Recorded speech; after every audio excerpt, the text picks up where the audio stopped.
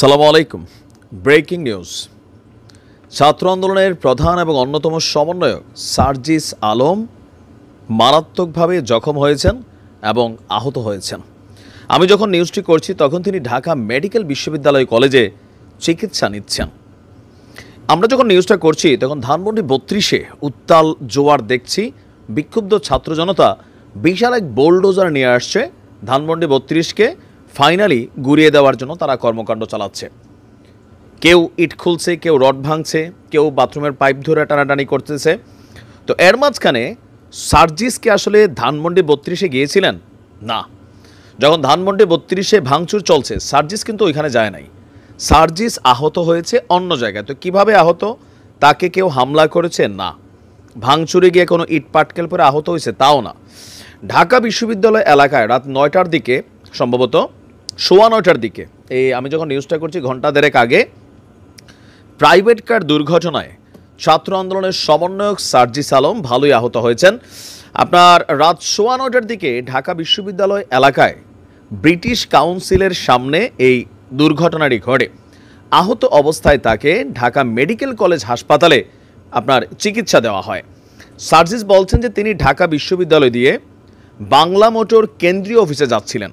তাদের যে কেন্দ্রীয় অফিস আছে নাগরিক কমিটির, ব্রিটিশ কাউন্সিলের সামনে আসলে হঠাৎ করেই রাস্তার একপাশ থেকে একটা শিশু গাড়ির সামনে দিয়ে দৌড় দেয়। এটা বাংলাদেশের একটা কমন চিত্র ভাই। ডিভাইডার আছে, পথচারী পারাপার আছে, কিন্তু বাঙালির বড় তাড়াহুড়া। সরকার অনেক চেষ্টা করেও আমাদেরকে এই নিয়মের মধ্যে আনতে পারে নাই। রাস্তা একটু খালি দেখলে দৌড় দেয়, কিন্তু ওই যে হঠাৎ করে একটা গাড়ি এসে যদি মাইরা দেয়, আগে ড্রাইভাররে মারে, যাত্রীরা মারে, পরে দিয়ে ধরেন রুগী মানে যিনি আহত হন তার কি বলে যে সেবা চিকিৎসা চলে। তো আজকে ঠিক সেম ঘটনাই ঘটছে। তার গাড়ির সামনে দিয়ে হঠাৎ করে একটা বাচ্চা দৌড় দিছে।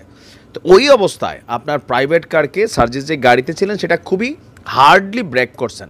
আর ব্রেক করার ফলে গাড়ির নিয়ন্ত্রণ হারিয়ে সাথে যে আইল্যান্ড আছে রোড ডিভাইডার, সেই আইল্যান্ডে গিয়ে গাড়ি ধাক্কা খায়। বিশ্ববিদ্যালয়ের ২১ হলের শিক্ষার্থী শুভ হাওলাদার বলছেন যে সংবাদ পেয়ে ছাত্ররা ব্রিটিশ কাউন্সিলের সামনে থেকে সার্জিস আলমকে আহত অবস্থায় হাসপাতালে নিয়ে আসে। তার বাম চোখের পাশে কেটে গিয়েছে, মাথা আপনার আঘাতপ্রাপ্ত হয়েছে। আর ঢাকা মেডিকেলের জরুরি বিভাগের কর্তব্যরত চিকিৎসক ডাক্তার জাবির হোসেন বলছেন সমন্বয়ক সার্জিস আলম আহত হয়ে হাসপাতালে এসেছিল, বাম চোখের পাশে কেটে গিয়েছে।